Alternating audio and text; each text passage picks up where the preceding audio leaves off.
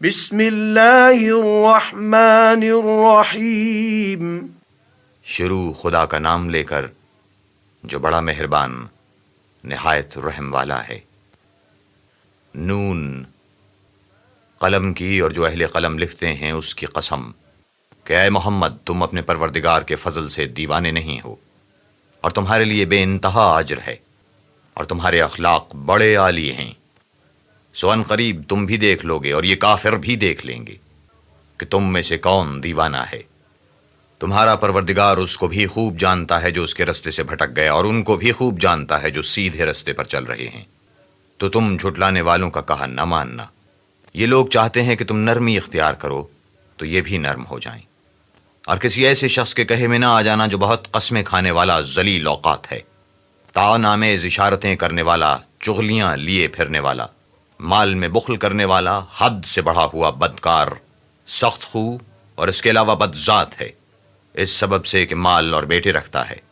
جب اس کو ہماری آیتیں پڑھ کر سنائی جاتی ہیں تو کہتا ہے کہ یہ اگلے لوگوں کے افسانے ہیں، ہم ان قریب اس کی ناک پر داغ لگائیں گے۔ ہم نے ان لوگوں کی اسی طرح آزمائش کی ہے جس طرح باغ والوں کی آزمائش کی تھی، جب انہوں نے قسمیں کھا کھا کر کہا کہ صبح ہوتے ہوتے ہم اس کا میوہ توڑ لیں گے، اور انشاءاللہ نہ کہا، سو وہ ابھی سو ہی رہے تھے کہ تمہارے پروردگار کی طرف سے راتوں رات اس پر ایک آفت پھر گئی، تو وہ ایسا ہو گیا جیسے کٹی ہوئی کھیتی۔ جب صبح ہوئی تو وہ لوگ ایک دوسرے کو پکارنے لگے کہ اگر تم کو کاٹنا ہے تو اپنی کھیتی پر سویرے ہی جا پہنچو۔ سو وہ چل پڑے اور آپس میں چپ کے کہتے جاتے تھے کہ آج یہاں تمہارے پاس کوئی فقیر نہ آنے پائے، اور کوشش کے ساتھ سویرے ہی جا پہنچے، گویا کھیتی پر قادر ہیں۔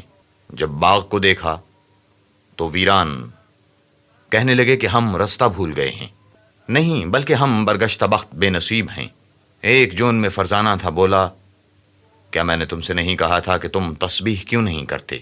تب وہ کہنے لگے کہ ہمارا پروردگار پاک ہے، بے شک ہم ہی قصوروار تھے۔ پھر لگے ایک دوسرے کو رو در رو ملامت کرنے، کہنے لگے ہائے شامت، ہم ہی حد سے بڑھ گئے تھے، امید ہے ہمارا پروردگار اس کے بدلے میں ہمیں اس سے بہتر باغ عنایت کرے۔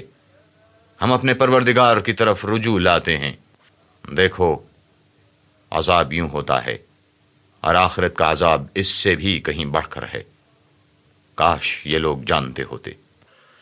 پرہیزگاروں کے لیے ان کے پروردگار کے ہاں نعمت کے باغ ہیں۔ کیا ہم فرما برداروں کو نافرمانوں کی طرح نعمتوں سے محروم کر دیں گے؟ تمہیں کیا ہو گیا ہے؟ کیسی تجویزیں کرتے ہو؟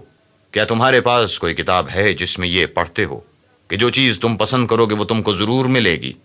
یا تم نے ہم سے قسمیں لے رکھی ہیں جو قیامت کے دن تک چلی جائیں گی کہ جس شے کا تم حکم کرو گے وہ تمہارے لیے حاضر ہوگی؟ ان سے پوچھو کہ ان میں سے اس کا کون ذمہ لیتا ہے؟ کیا اس قول میں ان کے اور بھی شریک ہیں؟ اگر یہ سچے ہیں تو اپنے شریکوں کو لا سامنے کریں۔ جس دن پنڈلی سے کپڑا اٹھا دیا جائے گا اور کفار سجدے کے لیے بلائے جائیں گے تو وہ سجدہ نہ کر سکیں گے، ان کی آنکھیں جھکی ہوں گی اور ان پر ذلت چھا رہی ہوگی، حالانکہ پہلے اس وقت سجدے کے لیے بلائے جاتے تھے جبکہ صحیح و سالم تھے۔ تو مجھ کو اس کلام کے جھٹلانے والوں سے سمجھ لینے دو، ہم ان کو آہستہ آہستہ ایسے طریق سے پکڑیں گے کہ ان کو خبر بھی نہ ہوگی، اور میں ان کو مہلت دیے جاتا ہوں، میری تدبیر قوی ہے۔ کیا تم ان سے کچھ اجر مانگتے ہو کہ ان پر تاوان کا بوجھ پڑ رہا ہے، یا ان کے پاس غیب کی خبر ہے کہ اسے لکھتے جاتے ہیں؟ تو اپنے پروردگار کے حکم کے انتظار میں صبر کیے رہو، اور مچھلی کا لقمہ ہونے والے یونس کی طرح نہ ہونا کہ انہوں نے خدا کو پکارا اور وہ غم و غصے میں بھرے ہوئے تھے۔ اگر تمہارے پروردگار کی مہربانی ان کی یاوری نہ کرتی تو وہ چٹیل میدان میں ڈال دیے جاتے اور ان کا حال ابتر ہو جاتا۔ پھر پروردگار نے ان کو برگزیدہ کر کے نیکوکاروں میں کر لیا۔ اور کافر جب یہ نصیحت کی کتاب سنتے ہیں تو یوں لگتے ہیں کہ تم کو اپنی نگاہوں سے پھسلا دیں گے، اور کہتے ہیں کہ یہ تو دیوانہ ہے۔ اور لوگو، یہ قرآن اہل عالم کے لیے نصیحت ہے۔